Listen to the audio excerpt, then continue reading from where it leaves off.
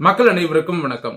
தமிழ்நாட்டுல எப்ப பார்த்தாலும் சாதி ஒழிப்புன்னு சொல்லிக்கிட்டு சாதி பிரச்சனையை தூண்டி விடுறது, சாதி கலவரங்களை தூண்டி விடுறதுக்குன்னு ஒரு கூட்டம் தமிழ்நாட்டுல சுத்திக்கிட்டு இருக்கு. அந்த கூட்டம் தான் திராவிட கூட்டம். இந்த திராவிட கூட்டங்கள் சின்ன சின்ன இயக்கங்களா நிறைய கூட்டம் இருக்கு தமிழ்நாட்டுல. இது எல்லாத்துக்கும் எலும்பு துண்டு போட்டு அதுங்களை வளர்க்கறது யாரு அப்படின்னு பாத்தீங்கன்னா திமுக தான்.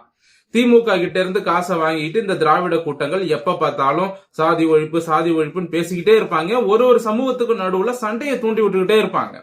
இப்போ வட மாவட்டத்துல வன்னியர் சமூகத்துக்கும் பறையர் சமூகத்துக்கும் சண்டையை தூண்டி விடுவாங்க. தென் மாவட்டங்கள்ல தேவருக்கும் தேவேந்திர குல வேளாளருக்கும் சண்டையை தூண்டி விடுவாங்க. அதே போல திருநெல்வேலி தூத்துக்குடி பகுதியில் நாடார் சமூகங்களுக்கும் பிற சமூகங்களுக்கும் சண்டையை தூண்டி விடுவாங்க. இதே மாதிரி இந்த திராவிட கும்பல் பாத்தீங்கன்னா தமிழ்நாட்டை ஒருபோதும் அமைதியாவே வச்சிருக்க மாட்டானுங்க. அதுவும் தேர்தல் நெருங்குது அப்படின்னா நிச்சயமா ஜாதி சண்டையை தூண்டி விட்டுருவானுங்க. ஏன் தேர்தல் நேரத்துல பண்றானுங்க அப்படின்னா, தேர்தல் நேரத்துல ரெண்டு சமூகங்களுக்குடைய ஏதாவது ஒரு சண்டையை தூண்டி விட்டுட்டோம் அப்படின்னா அதுல ஒரு சமூகத்தை நம்ம பிடிச்சுக்கிட்டு அந்த சமூகத்தோட ஓட்டை வாங்கிடலாம் அப்படிங்கறது திமுகவோட கணக்கு. இப்ப பட்டியல் சமுதாய மக்களோட ஓட்டை வாங்கணும், அவங்களோட உணர்ச்சியை தூண்டி விட்டு ஓட்டு வாங்கணும்னா என்ன பண்ணணும்? பட்டியல் சமுதாயத்துக்கு எதிராக இன்னொரு சமுதாயத்தை தூண்டி விடணும். ரெண்டு சமுதாயத்துக்கும் சண்டையை மூட்டி விட்டோம் அப்படின்னா அந்த நேரத்துல போயிட்டு பட்டியல் சமுதாய மக்கள்கிட்ட, பாத்தீங்களா மக்களே, உங்களை அடிக்கிறாங்க, உங்களை வெட்டுறாங்க, உங்களை குத்துறாங்க, உங்களை மேல தீண்டாமை கடைபிடிக்கிறாங்க, அப்படி இப்படின்னு சொல்லி அந்த மக்களோட மண்டையை கழுவி எலெக்ஷன் நேரத்துல அந்த தலித் மக்களோட ஓட்டை வாங்கிடணும். இதுதான் வடக்கையும் நடக்குது, தெற்கையும் இதுதான் நடக்குது. வடக்க பறையர் சமூகத்தோட ஓட்டு வேணும், தெற்க தேவேந்திர குல வேளாளர் ஓட்டு வேணும். அதுல இன்னொரு விஷயம் என்ன அப்படின்னா, தமிழர்களினுடைய ஓட்டு ஒன்னு சேர்ந்துடக்கூடாது. வடக்க வன்னியர் சமுதாயமும் பறையர் சமுதாயமும் ஒன்னு சேர்ந்து ஓட்டு போட்டுறக்கூடாது. அதே போல தெற்க தேவரும் தேவேந்திரரும் ஒன்னு சேர்ந்து ஓட்டு போட்டுறக்கூடாது. அப்படி ஒன்னு சேர்ந்து ஓட்டு போட்டாங்கன்னா திமுக தோத்து போயிடும். திமுகவினுடைய திட்டமே என்ன அப்படின்னா, தமிழர்களினுடைய அந்த வாக்குகளை பிரிச்சிடணும், ஒன்னா வரக்கூடாது. இதுதான் திமுகவினுடைய திட்டம். அதாவது இதெல்லாம் இவங்க எப்ப ஆரம்பிச்சாங்க அப்படின்னா, திமுக எப்ப ஆட்சிக்கு வந்ததோ அப்பவே ஆரம்பிச்சிட்டாங்க. ராமசாமி படையாச்சி அவர்கள் இருக்கும் பொழுதெல்லாம் வட மாவட்டத்துல பாத்தீங்கன்னா பறையர் சமுதாயத்தினுடைய வாக்குகள் அப்படியே ராமசாமி படையாச்சிக்கு தான் போகும். அன்னைக்கு எல்லாருமே ஜாதி பார்க்காம தான் ஓட்டு போட்டாங்க. திமுக காரன் தெளிவா பாக்குறான், பறையர் சமூகமும் வன்னியர் சமூகமும் ஒன்னா சேர்ந்து ஓட்டு போடுறாங்க, ராமசாமி படையாச்சி ஜெயிக்கிறாரு. அப்ப இந்த ரெண்டு சமூகத்தையும் சண்டையை தூண்டி விட்டு பிரிச்சு விட்டுட்டோம் அப்படின்னா அப்ப எந்த தமிழனும் வட மாவட்டத்துல ஆள முடியாது, எந்த தமிழனும் வளர முடியாது அப்படிங்கறத திமுக தெளிவா கவனிக்கிறான். உடனே கவனிச்சு இந்த ரெண்டு சமூகத்தையும் பிரிக்கக்கூடிய வேலையை திமுக செய்யுது. சோ அததான் தொடர்ச்சியா செஞ்சுட்டு இருக்காங்க. இததான் தென் மாவட்டத்திலையும் பண்றாங்க. தமிழகம் முழுவதும் இவங்க இப்படித்தான் செய்யறாங்க. சரி, இந்த மாதிரி தமிழர்களினுடைய வாக்குகளை பிரிச்சு நம்முடைய கலாச்சாரம் பண்பாடு இதையெல்லாம் மறக்கடிச்சு ஜாதி சண்டையை தூண்டி விட்டு இது எல்லாத்தையுமே செஞ்சு ஒரு அரசியல் ஆதாயம் காலங்காலமா தமிழ்நாட்டை அதிகாரத்துல இவங்க தான் கண்ட்ரோல்ல வச்சிருக்கிறாங்க. சரி, இப்ப இதெல்லாம் பண்றாங்க. ஆனா இதையும் தாண்டி இவங்க என்ன பண்றாங்க அப்படின்னு பாத்தீங்கன்னா, கோவில்ல திருவிழாக்கள் வைக்கிறாங்க அப்படின்னா அதுல பத்திரிகையில போடுவாங்க, ஆசாரின்னா ஆசாரி, முதலியாரு, படையாச்சி, தேவரு, இந்த மாதிரி குடும்ப பெயர்களை போடுறது வழக்கம். இப்ப அதுவும் பாத்தீங்கன்னா இவனுங்க கண்ணை உறுத்துது. என்ன அப்படின்னா, கோவில் திருவிழால நீங்க இந்த பேரும் போடக்கூடாது அப்படின்னு. நான் என்ன கேக்குறேன், கோயில் கட்டுனது அவங்க, கோயில் கட்டுனதும் அவங்க, கோயிலுக்கு திருவிழா நடத்துறதும் அவங்க தான், அந்த திருவிழா நடத்துறதுக்கு பணம் செலவு பண்றதும் அவங்க தான், கோவிலுக்கு வரி கொடுக்கறதும் அவங்க தான், கோவிலுக்கு எல்லா செலவும் பார்த்துக்கிறது அவங்க தான், கோவிலும் அவங்களோட கோவில், அவங்க கோயில்ல திருவிழா நடத்துறதுக்கு அவங்க பத்திரிகை அடிக்கிறதுக்கு அதுல அவங்க குடும்ப பேரை போடக்கூடாதுன்னு சொல்றதுக்கு நீங்க யாரா? உங்களுக்கு என்னடா ரைட்ஸ் இருக்கு? எப்ப பார்த்தாலும் இப்படி ஒரு கூட்டம் கிளம்பி வந்துடுறானுங்க.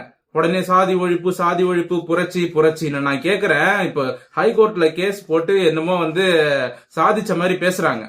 தீர்ப்பு கொடுத்துருச்சு உயர்நீதிமன்றம்னு. அந்த உயர்நீதிமன்ற நீதிபதியை பார்த்து நான் கேக்குறேன், இந்தியாவுல எத்தனை நீதிபதிகள் ஜாதி பெயரோட இருக்காங்க தெரியுமா? அவருக்கே தெரியும். தீர்ப்பு கொடுத்த அந்த நீதிபதிக்கே தெரியும் இந்தியாவுல எத்தனை மாநிலங்களில் ஜட்ஜுங்க ஜாதி பெயரோட இருக்காங்கன்னு தெரியுமா? தமிழ்நாட்டிலே இருக்காங்க. அவங்களெல்லாம் போடக்கூடாதுன்னு அந்த நீதிபதி சொல்லுவாரா? இல்ல நரேந்திர மோடின்னு இருக்கு, பேரை போடாதீங்கன்னு நரேந்திர மோடி அவர்களை பார்த்து நீதிபதி சொல்லுவாரா? இல்ல அமித்ஷாவை பார்த்து சொல்லுவாரா? சந்திரபாபு நாயுடுவை பார்த்து சொல்லுவாரா? ஜெகன்மோகன் ரெட்டியை பார்த்து சொல்லுவாரா? சந்திரசேகர் ராவை பார்த்து சொல்லுவாரா? இந்த மாதிரி ஏன் இந்த மாதிரி பெரிய அரசியல் தலைவர்களை பார்த்து உங்களால எந்த ஒரு கேள்வியும் கேட்க முடியாதா? நீதிபதிகளை பார்த்து கேட்கிறேன். உங்க ஜட்ஜுங்க, உங்க நீதிபதிகளே ஜாதி பேரோட தானே இருக்காங்க. அப்புறம் என்ன இங்க வந்து ஜாதி ஒழிப்புன்னு பேசுறீங்க? அது எலெக்ஷன் நெருங்கிட்டா போதும் ஜாதி ஒழிப்புன்னு சொல்லி சொல்லி அந்த தலித் ஓட்டை வாங்கணும். அந்த தலித் ஓட்டை வாங்குறதுக்கொசரம் தான் இங்க இவ்வளோ நாடகமும் போட்டுட்டு இருக்கானுங்க. எலெக்ஷன் நேரத்துல ஜாதி ஒழிப்புன்னு பேசினா அந்த தலித் மக்கள் உங்களை நம்பி ஓட்டு போட்டுருவாங்க. இப்ப அதுதானே உங்க கணக்கு. சென்னை உயர்நீதிமன்ற நீதிபதிகள் திமுகவுக்கு ஆதரவா இருக்கிறவங்க எத்தனை பேர் இருக்காங்க? வக்கீல்ல இருந்து நீதிபதியில இருந்து திமுகவுக்கு ஜால்ரா அடிக்கிறவங்க நிறைய பேர் இருக்காங்க. இப்ப நான் கேக்குற மாதிரி இந்தியாவுல எத்தனை நீதிபதிகள் ஜாதி பேரோட இருக்காங்க? அவங்களெல்லாம் வந்து பேரை போடக்கூடாதுன்னு சொல்றதுக்கு இந்த சென்னை உயர்நீதிமன்ற நீதிபதிக்கு தைரியம் இருக்கா? இதெல்லாம் நம்ம கேட்க போனா உடனே வந்து நீதிமன்றத்தை அவமதிச்சிட்டாங்க அப்படின்லாம் சொல்லுவாங்க. அது எனக்கு புரியாத ஒரு விஷயமே என்னன்னா, எங்க கோவில நாங்க திருவிழா நடத்துறோம், நாங்க பணம் போட்டு செலவு பண்றோம், பத்திரிக்கை நாங்க சொந்த காசுல அடிக்கிறோம். எங்க கோவில்ல திருவிழா நடத்துறதுக்கு எங்க பேரை வந்து எப்படி போடணும்னு நீங்க சொல்லக்கூடாது, சரிங்களா? இன்னும் சொல்ல போனா வந்து பேர் வைக்கிறதே குடும்ப பேரோட தான் வைக்கணும். அதுதான் வந்து சட்டப்படி சரி. நீங்க உலகத்துல எந்த நாட்டுக்கு வேணாலும் போங்க, உங்க பேருக்கு பக்கத்துல குடும்ப பேர் என்னன்னு கேட்பான், சர்நேம் அப்படின்னு இருக்கும். அமெரிக்கா, ஆஸ்திரேலியா, நியூசிலாந்து, யூரோப்பு, நீங்க வந்து துபாய், சவுதி, எங்க வேணாலும் போங்க. நீங்க எங்க போனாலும் ஃபேமிலி நேம் என்ன அப்படிங்கறத கண்டிப்பா கேட்பான். கண்டிப்பா ஃபேமிலி நேம் போடணும். அந்த ஃபேமிலி நேம் வச்சுதான் உங்களுடைய பூர்வீகத்தையே கண்டுபிடிப்பாங்க. இப்ப உதாரணத்துக்கு நான் சொல்றேன், டொனால்ட் ட்ரம்ப் இருக்காரு, அவர் வந்து அமெரிக்காக்காரரே கிடையாது, அவர் வந்து ஒரு ஜெர்மன்காரரு. அவர் ஒரு ஜெர்மன்காரர் அப்படிங்கிறதுக்கான ப்ரூஃபே அந்த ட்ரம்ப்ங்கிற அவரோட குடும்ப பேரு தான். அந்த ட்ரம்ப்ங்கிற குடும்ப பேரு ஜெர்மனியை சேர்ந்த ஒரு குடும்ப பேரு. சந்தேகம் இருந்தா நீங்களே செக் பண்ணி பாருங்க. அப்ப ஜெர்மனியிலிருந்து அமெரிக்காவுக்கு குடிபெயர்ந்தவங்க தான் வந்து ட்ரம்போட ஃபேமிலி. ஜோ பைடனும் அப்படித்தான், சரிங்களா? அவரும் வந்து பாத்தீங்கன்னா, அவரு அந்த பைடன்கிற சர்நேமை நீங்க எடுத்து செக் பண்ணி பாத்தீங்கன்னா அவங்க எங்க இருந்து வந்தாங்க அப்படிங்கிறது தெரிஞ்சிடும். சோ இந்த குடும்ப பெயர்கள் அப்படிங்கிறது எவ்வளவு முக்கியமானது அப்படிங்கிறது இங்க இருக்க பல பேருக்கு தமிழ்நாட்டுல தெரியல. குடும்ப பெயர்கள் அப்படிங்கிறது மிக மிக அவசியமான ஒண்ணு. 1967க்கு அப்புறம் திமுக ஆட்சிக்கு வந்ததுக்கு அப்புறம் தான் தமிழ்நாட்டுல ஜாதி கலவரத்தை தூண்டி விட்டு இந்த குடும்ப பெயர்களை போட விடாம சதி செஞ்சாங்க திமுக. அதுல கருணாநிதி தான் முக்கியமான ஆளு.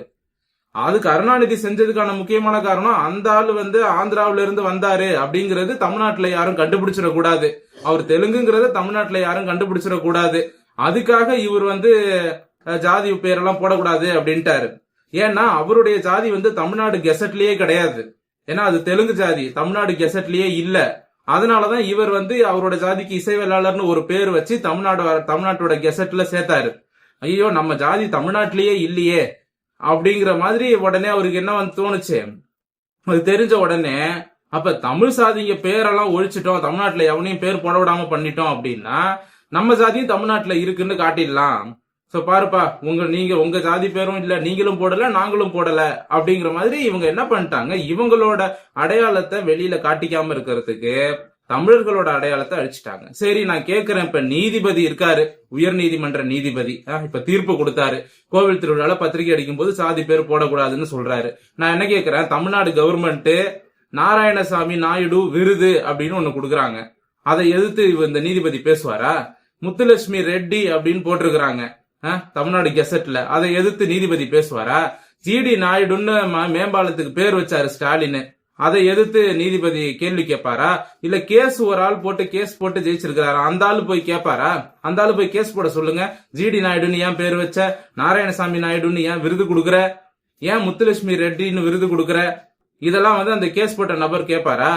இங்க என்ன பிரச்சனை அப்படின்னா, உங்களுக்கு தமிழ் சாதிகள் தான் பிரச்சனையா? ஒண்ணு கோயில இடிக்கணுங்கிறீங்க, கோயில இடிக்கிறீங்க, கோயிலுக்கு போறவங்களையும் திட்டுறீங்க.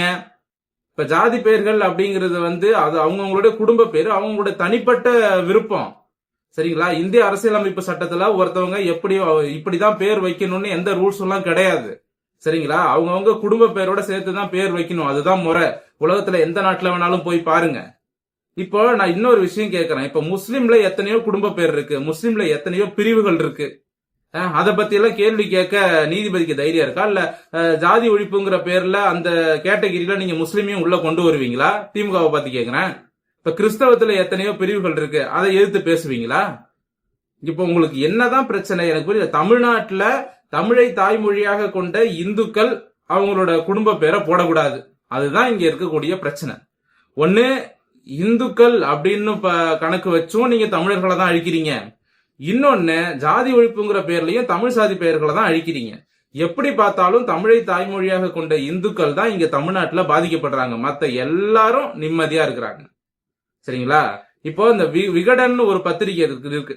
அந்த விகடன் பத்திரிகையில நான் பாக்குறேன், இந்த ஆள் வந்து தூண்டி விடுறான். ஒரு பத்திரிகையில வந்து அந்த அதாவது பாத்தீங்கன்னா ஆசாரி முதலியார் அப்படின்னு இருக்கு, அந்த சம்பவம் அந்த குடும்ப பேர் இருக்கு.